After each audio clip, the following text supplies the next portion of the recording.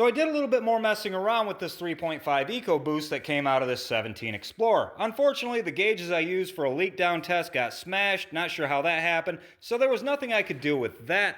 But I did visually inspect these shims, or people call them buckets. A lot of the times if you have a smashed valve, one will sit a hair lower than all of the others. I don't see anything like that. I shined an inspection camera down into the cylinders. I didn't see any marks on the tops of the pistons where there was any contact.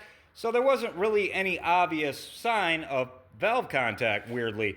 But I'm going to just hook an air hose up to the cylinders and just see if I hear air leaking out any place it shouldn't be. There's cylinder 6. There's no air leaking out of the intake. I don't hear it coming out of the exhaust. I just hear it seeping inside of the block. It's probably just slipping past the rings, and that's normal. Let's move on to the next one. Cylinder 5 doesn't seem to be leaking any place. I just hear it inside of the block. It's not coming out of the exhaust or anything, so that one's good too. Guys, if you're doing this sort of thing, make sure your camshafts aren't in, because the engine can roll over, and make sure you don't have your hands on anything around the crankshaft. That would hurt. It will bite. There's cylinder 4, same thing. Not leaking past the valves, it's just slipping past the rings inside of the block. It's nothing definitive, but I think that had survived. Let's go to the back one.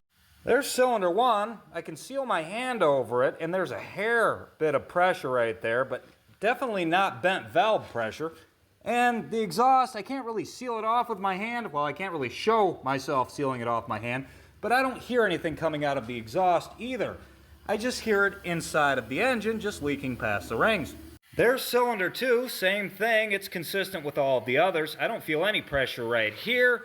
I don't hear anything in the exhaust. I just hear air leaking out past the rings inside the crankcase. Now, when I took the timing chain and the camshafts off from here, these valves right here on cylinder 3 were down, these intake valves.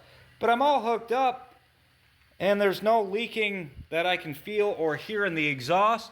And the same thing, I just hear it inside of the crankcase, back in there, just leaking past the rings. Guys, the crankshaft timing gear broke. It split right down the middle. The pin that holds it in place sheared completely off. This engine made at least one completely untimed revolution, and somehow there's no obvious sign of a smashed valve. Now guys, my makeshift test does not prove that the combustion chambers are 100% healthy. I will need a proper leak down test for that, but I think it says enough for me to be confident that the valves did not contact the pistons. If I had hooked 100 pounds of compressed air up to a combustion chamber that had a bent or deformed valve, there would be air rushing out someplace, and there's not. I'm pretty happy with this. I'm pretty sure I'm just going to be able to put this thing back together and put it back in the car, and it's going to be fine.